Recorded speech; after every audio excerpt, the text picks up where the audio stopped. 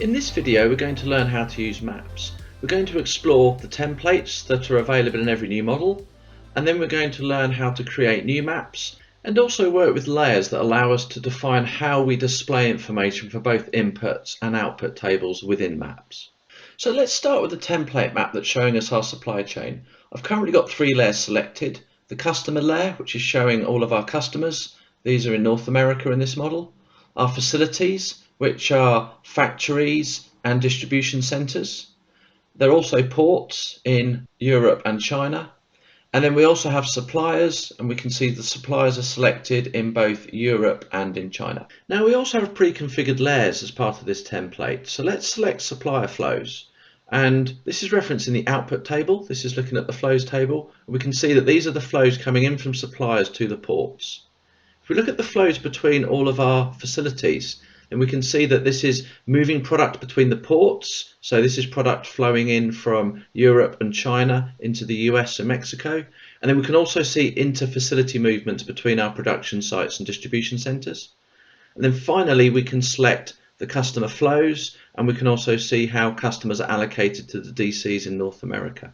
Now, if we click back on the map that we're looking at, we can see that we can select any of the scenarios that we've previously run, and we can also select from product groups within those scenarios. So if we take, let's say, raw material 1 and raw material 2, we can select multiple product groups, and here we can see that those two raw materials are being brought in from Chinese suppliers into the port and moved out to North America for production.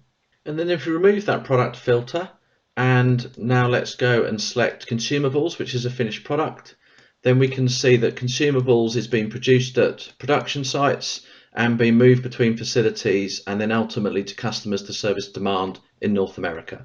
And so against any map, we can very easily select which scenario we want to look at and then a subset of products within that scenario. In terms of other templates, we have a map that allows us to show demand that's been serviced and also demand that's been unfulfilled. There isn't actually any in this model. We have a template for sourcing and procurement, and we can see which sites are producing product. So this is going to be the sites which are producing with the BOM.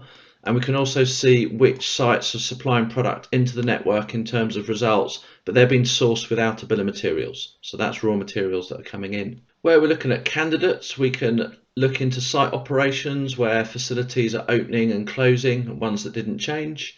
And then every single time we run either an optimization or a simulation, we always have a risk rating. And so if we go and we look at our site risk, then we can select the low risk sites. And this is everything that's been scored between 1 and 3. And this is really on a comprehensive scoring of concentration risk, geographical, economic, natural disaster. If we zoom out a little bit and we put on the medium risks, this is everything that's between 4 and 6, then what we can see here is that some of those sites fall into that category. We don't actually have any high risk sites, but they would be scored at a value over 7. And then we can also look at detail around the demand and how that's been scored from a risk perspective.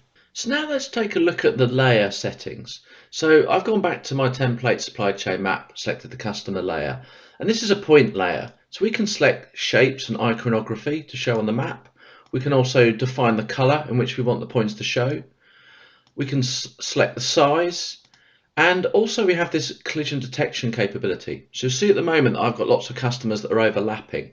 If I was to switch that on, then it will automatically remove anything that's overlapping. If I zoom into the map, then you'll see it will start to automatically fill in those customers as they no longer overlap. And then we can also switch that off if required as well. And then finally, we can set the transparency of that layer where we're drawing it on top of maybe other flows or other information. So now if you navigate to the labels layer, we can select any column to be displayed as a label against each of the points on the map. But what we can also do is select multiple columns from within that table, and that will be shown as a tooltip. So here I've selected customer name, city, region, and country. And if I hover over any of those points on the map, that information will be displayed as the tooltip. Now finally, if we navigate to the condition builder, then this is where we're selecting the data that we want to show within the layer. So we can select from input and output tables, and then we can also create conditions. So I'm rendering data from the customers table, and I only want to render data where the region equals Texas. If I apply that condition, then we can see here that only data from that region will be rendered within that layer. So let's jump back to flows, and I've selected the customer flows layer here. Again, if we look at the layer style, this is a line, so we can decide on the color and define the color in which it's drawn. We can also size the line differently, and we can also define how transparent it is where we're drawing it against other layers on the map. On labels, again, we can select the label that we want to put against each of the flows, or we can select from any column within that table, very similar to customers and points. And here I've got the flow type and the units. And if I hover over any of those flows, we can see that these are order assignment flows and the number of units on that specific flow as the tooltip. And in the condition builder for that layer, we can see that we have selected an output table. We're getting our data from optimization flows. And I have a condition built that says I only want to see flows where they end with a customer. So where the column destination name contains CZ, then I've defined that only customer flows will be shown on that particular layer. So now let's look at adding a new layer to an existing map. So we're going to take our supply chain template map, and rather than having all of the facility flows shown in a single layer, I just want to show the flow of finished products from the production plants to each of the distribution centers. So let's go and create a new layer. I can call that production to DCs, and then against that layer I can go and select the data that I want to render it from. So this is going to be the optimization flows table.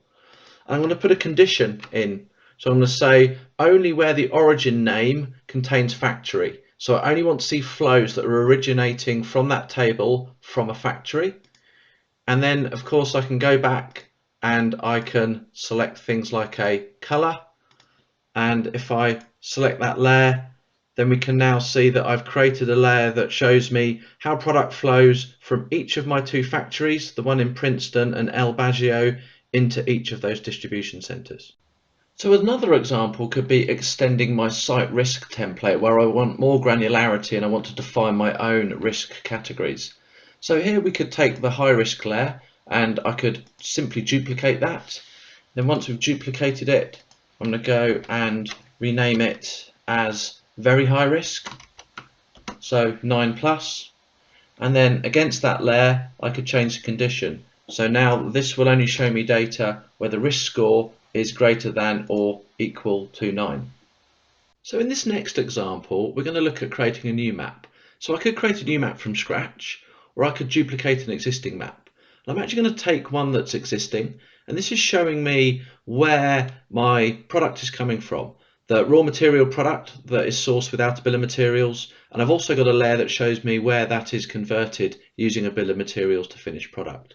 So we can see here that these are all of the suppliers that are currently bringing raw materials into my network. And what I want to be able to do is to overlay all the other suppliers that the model could have selected from. So firstly, let's duplicate that map, and then once it's duplicated I can rename it, and I'm just going to call it sourcing 2.